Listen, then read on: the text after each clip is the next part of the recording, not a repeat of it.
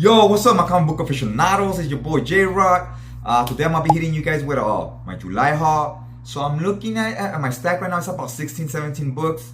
It's already too many. I wanna cut it down to about 6 or 7 books a month. Yeah, so this might be broken into 2 parts for July. Technically, 2 of these books came in August, in the last few days or whatever. Put them on this haul.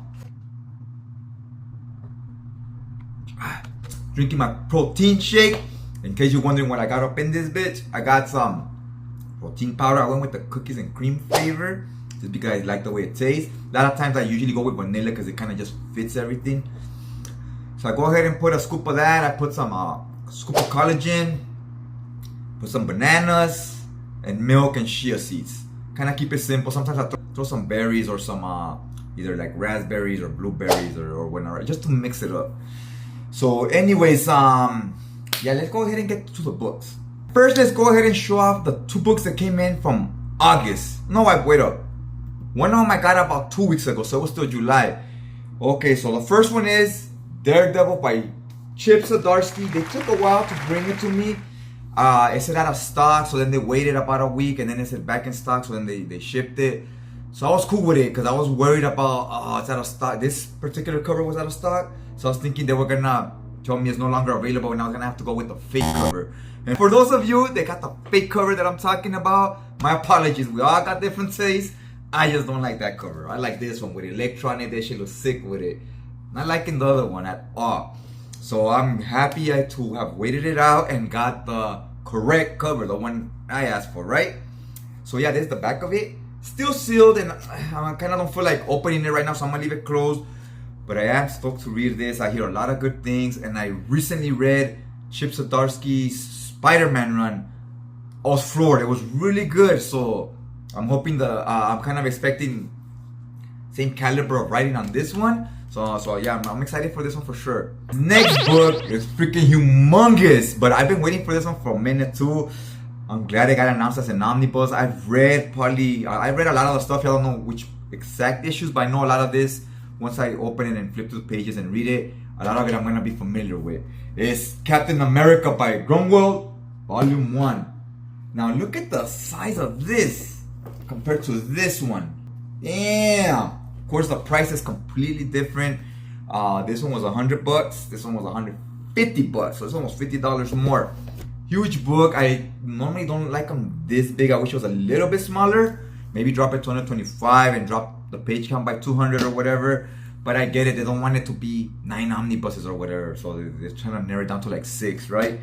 So that's fine, I guess. You know, I could work with it. Like I said, I would have preferred it a little bit smaller, but it is what it is. You know, so yeah, I got these 2. Both of them are still sealed, so I'm not gonna flip through the pages at this moment. I'm just gonna leave them like that just because. Next book I got in the Omnibuds Cafe Facebook group. Go ahead and check it out. I have the links down below to the group on Facebook and to their Instagram in case you wanna go ahead and follow them and check out the content. Cool people there, great content, especially if you're into comics. That's what this page is about, and it's almost more particularly collected editions like what I show on this channel, hardcovers, omnibuses, and whatnot, right? So this one I got there for, sometimes you find some good deals that you could buy, sell, trade, right? So I bought this book there for $35. This is a $75 cover price book, so pretty good deal, man. I was happy with it. Let's go ahead and flip through some of the pages right here. This is the dust jacket. It has Harley Quinn, Catwoman, and I believe that's Black Canary. I like Black Canary, her costume, and I like the character in the cartoons. And here they are again. Oh no, here's Poison Ivy, Harley Quinn, and Catwoman. Alright, my buzz. So I like what they did here with the circles and all that. That looks pretty cool. This, I guess, is the art we're gonna get in here. So yeah, this is the cover. The art on the cover. Pretty cool. Alright, let's go ahead and flip through some of the pages. Black inner covers. Some of the covers. So this is a girl team book. So I'm expecting this is gonna be, you know, of course, gonna be about superhero stuff, but I like this, what they did right here with the whole Harley Quinn cartoon, like little kids writing and stuff. Roommate wanted. That's exactly what I was gonna say. I'm expecting this to be, since it's a girl book, a girl team, I was expecting them to be kind of like roommates, kind of like that show Friends. Like, let's look at the Rachel, Phoebe, and them as roommates. I'm expecting some of that type of stuff. And then of course we're gonna throw the superhero element in there. So yeah, I have not read it. So for me personally, that's what I'm expecting. I'm like, I'm thinking it's gonna be, them being roommates, doing girl things, hitting the clubs, hitting the malls, and then of course your superhero shenanigans, saving the world and fighting crime. The art is not bad. I'm digging the art right here, and it's a little bit more modern, so it's not too dollar heavy. What's gonna be interesting here is gonna be like who's gonna be the villains, right? I read the Bad Girl by Gail Simone. That one was really good, but I also like the other one, the continuation by Bad Star. Man, that shit was fire. I really enjoyed that one, and I like that art. Shit was sick. I really enjoyed both, even though they were both a lot different from each other. So hopefully we get some of that on this one. A few more pages. Yeah, this one, the binding and everything is really top notch on it. Here they are with the pets. Harley Quinn with her pet hyenas. Catwoman drinking her morning cup of joe. Alright. Ooh, who's this? Who's this right here?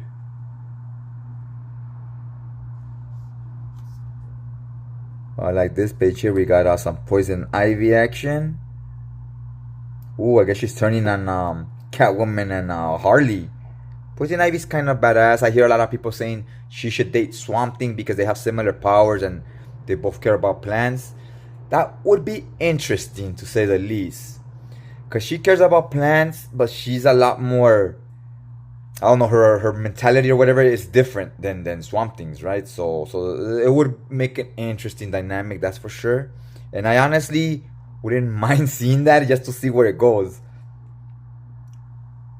There's the covers with I know DC and their Omnis, they don't have the titles or the number.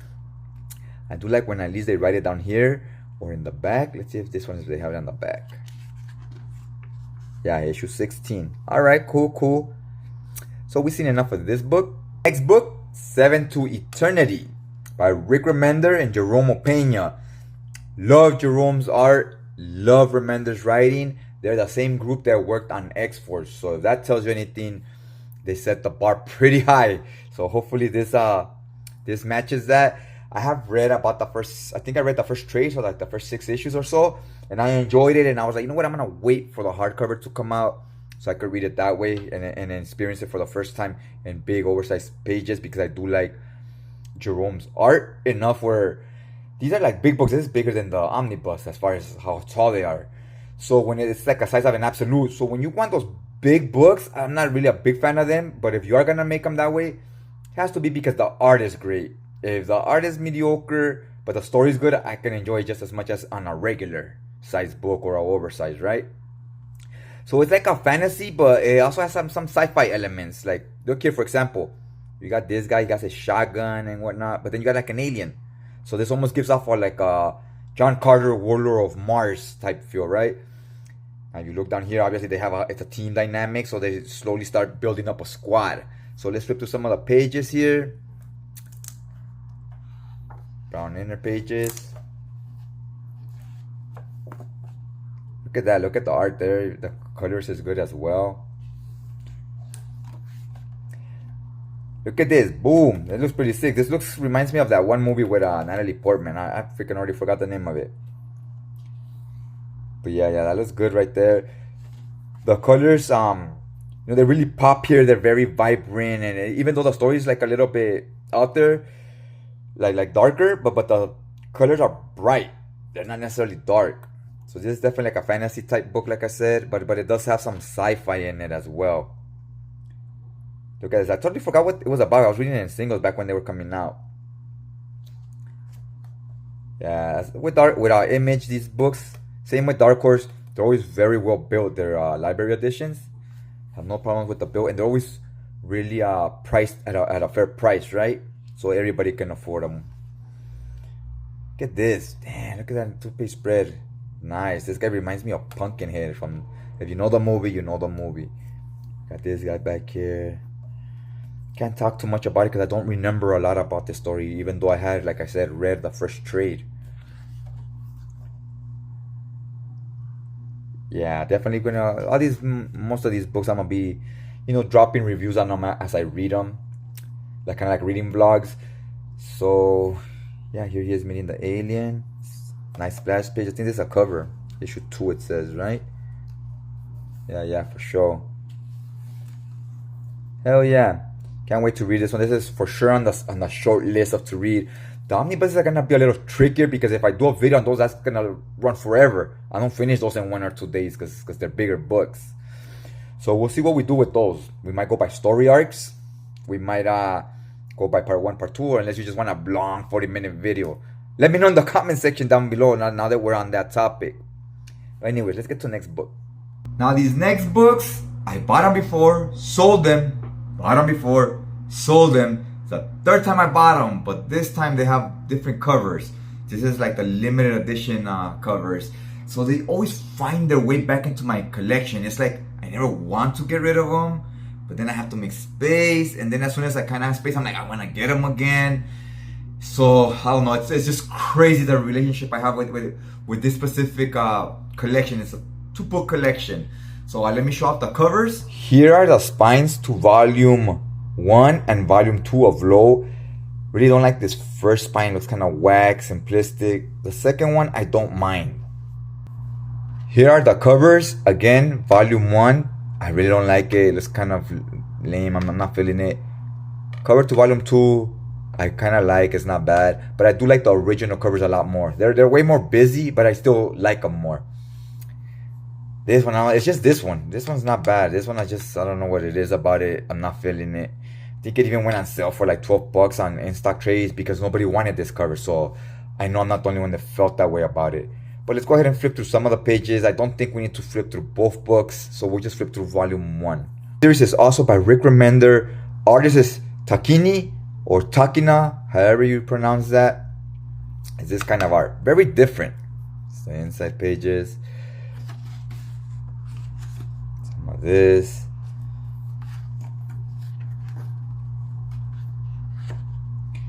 so trip out on the art. Look at this. We got some nudity, obviously, right? It's an adult themed book. This world and this story is very depressing and it's like just all kinds of fucked up, right? It's all kinds, like it's just jacked up what happens. It's a happily married couple, they're hanging out, they're in their bedroom, it's fine, they're married, so no shenanigans. The art, again, it's very kind of trippy. Even the colors, the colorist works really well with this artist, with this type of art. Definitely has a feel to it. Look at this awesome 2-page spread. You get a feel right here for this world we're living in. You see the whole world here. So you get an idea. They're underwater. It's not Earth. It's a lot of world building. I won't say there's a lot of world building, but there's definitely world building, and they kind of show you what kind of life they're living in, world they're living in, right? So it's kind of important to a story. It's very a hopeless story because they're living underwater and we're running out of air underwater, so we're eventually all gonna drown and die. So it's very demoralizing, right? Very, very sucky. We're trying to find a way to find more air because if we go outside of the water onto the surface, the air there is so polluted it's even worse. So down here in the water is our best bet, and even that's, it's not gonna last forever. So everybody's kind of just preparing to, like, oh well, we're gonna die in the next few years, why live? The dad, he's building these types of suits. You see this mech? So he's building this mech, and obviously people want it because they want to survive too, motherfuckers want to live too, they don't want to die. So they're like, if we could get these suits, we could breathe underwater, maybe prolong the inevitable a little longer, right? Just going around swimming in these things, and he has something that people want, so that makes him a target. Makes him a target for pirates, for bad people. And the story, when it hits the fan, oh my god, it gets real sad, real depressing. And I like the way they have the characters deal with it. Like in superhero comics, a character dies, nobody gives a shit. They go back to fighting crime and their life. Here, it affects the people. You see how their lives goes to shit over bad situations and how they have to overcome it. So I like that they do that because that's how real life works. You don't just go the next day. Like sometimes it takes a little bit to recover from certain situations. You got a parent or something, you don't even want to talk about that. But when things happen, you're just not the same right away the next day. It takes a minute. There's a mourning period. You know what I mean? So I like that they kind of explore that a little bit. And I won't get too much into it, but this is highly, highly recommended. I suggest you guys read it. If you don't find these hardcovers, which are still readily available, go ahead and pick up the trade paperbacks or read it digitally. It's definitely worth the read. This book, again, I got in the group. I wasn't looking for the slipcase edition, but they gave me a really good price on it. So I was like, fuck it, I'll take it with the slipcase. It's Something's Killing the Children. It has these silver teeth on the slipcase. These teeth will make more sense to you once you read the book. And they also have some with I think orange teeth or red. So yeah, I think that's like the second printing. That's the book itself. So yeah, I had it still sealed. I took the seal off, so it was brand new. This is the actual cover. I'm digging the cover. I'm happy with just the book without the slipcase, like I said. Now I'm gonna have to get volume 2. And I think volume 2, I'm just gonna buy it regular. So this is written by James Tinian. And I believe, let me see who's the artist. Werther de la Dera. I'm pretty sure I'm pronouncing that incorrect, but it is what it is, right? So yeah, that's the cover. Let's get to some of the art real quick. This is the book. You saw the awesome cover. This is the artwork to expect. So she's an assassin, and you see she has this bandana with the teeth from the slipcase. So this is what her group of assassins, they wear that. So that slipcase makes a little more sense now, right? Something's Killing the Children. Here's the colorist, artist, writer. Book 1. There's a book 2. I have not read it, so I don't know if it ends at book 2 or if there will be a book 3 coming. I think there will be a book 3 because there's a second spin-off series called House of Slaughter. Now her last name is Slaughter, so that will make more sense to you as well. Now the book itself has this I don't know if it's gonna show up on the camera, but it has this like embossed feel to it right here of a dragon. So that's pretty cool. That's a symbol that they wear for her Assassin's Club or whatever.